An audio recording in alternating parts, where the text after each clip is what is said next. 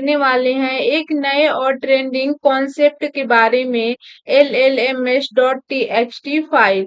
अगर आप digital marketing, SEO या एआई में रुचि रखते हैं, तो ये वीडियो आपके लिए बहुत ही महत्वपूर्ण होने वाली है।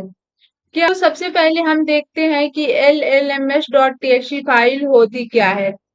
LLMs.txt फाइल होती है जिसका उपयोग वेबसाइट ओनर एआई मॉडल को गाइड करने के लिए करते हैं। जैसे robot.txt सर्च इंजन बोर्ड को निर्देश देता है, वैसे ही LLMs.txt एआई टूल्स को बताता है।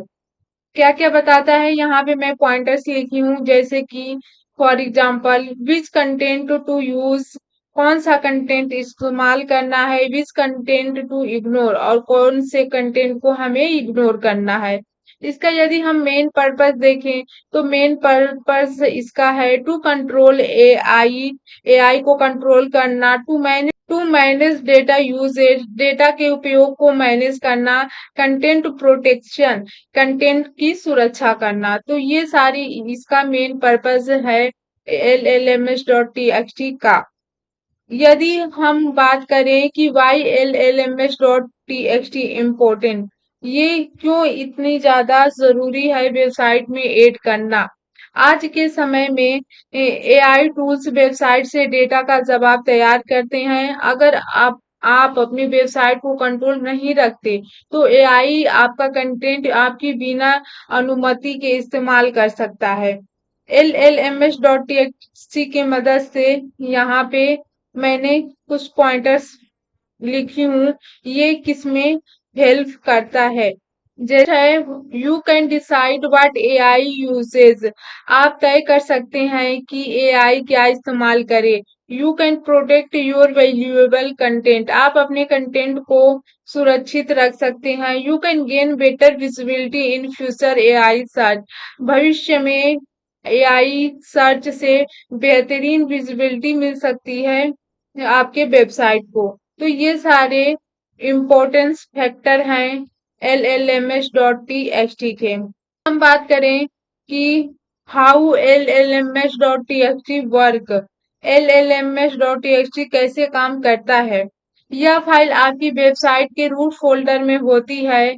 एग्जाम्पल में यदि आप देखना चाहेंगे, तो यहाँ पे जैसे सपोज दैट एक वेबसाइट है, यहाँ पे आपको यूआरएल के बाद स्लैश एंड LLMs.txt फाइल, यहाँ पे txt जब आप ऐड करेंगे LLMs.txt, then inter button press करेंगे, तो यहाँ पे आपको ये सारी यहाँ पे मिल जाएगी।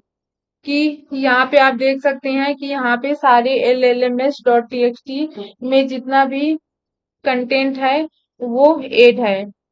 यहाँ पे आते हैं हम, और यहाँ पे हम इसके कुछ इंस्ट्रक्शन के बारे में जानेंगे कि इसके क्या क्या इंस्ट्रक्शन है। लाइक जैसे फर्स्ट है allow, second disallow, and third है डेटा यूजेस रूल। तो ये इसके इंस्ट्रक्शन हैं। एआई टूल्स इस फाइल को पढ़कर यह तय कर सकते हैं कि आपका कंटेंट इस्तेमाल करना है कि नहीं इस्तेमाल करना है। यहाँ पे जैसे आप देख सकते हैं, मैं लिखूं AI tools read this file to decide whether और not to use the content. तो यहाँ पे ये डिसाइड कर सकते हैं। अब हम आते हैं और यहाँ पे हम बात करते हैं फ्यूचर ऑफ LLMs.txt फाइल, ठीक है। तो आने वाले समय में एआई सर्च का रोल बहुत बड़ा होने वाला है, जैसे गूगल एआई ओवरव्यूज, ठीक है।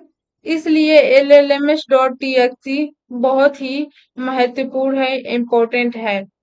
ये किस लिए इम्पोर्टेंट है, तो ये कंटेंट की विजिबिलिटी बढ़ाता है, ब्रांड की अथॉरिटी बढ़ाता है, एंड एआई इंडेक्स को में भी ये हेल्प करता है। अब हम देखेंगे कि LLM.txt एंड robot.txt में क्या डिफरेंस होता है।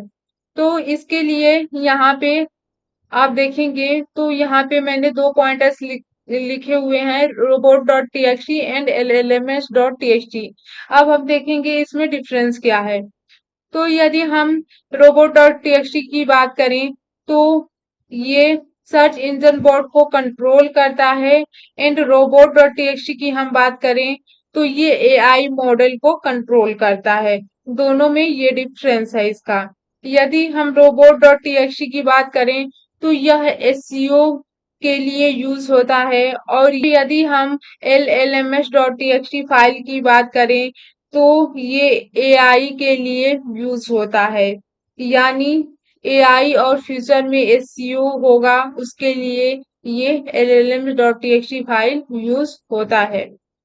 फ्रेंड्स, आज के इस पर्टिकुलर वीडियो में हमने देखा llm.txt क्या होता है, ये इसकी इम्पोर्टेंस क्या है, ये वर्क कैसे करता है, इसका फ्यूचर कैसा है and LLMS and robot.txt file में डिफरेंस क्या है।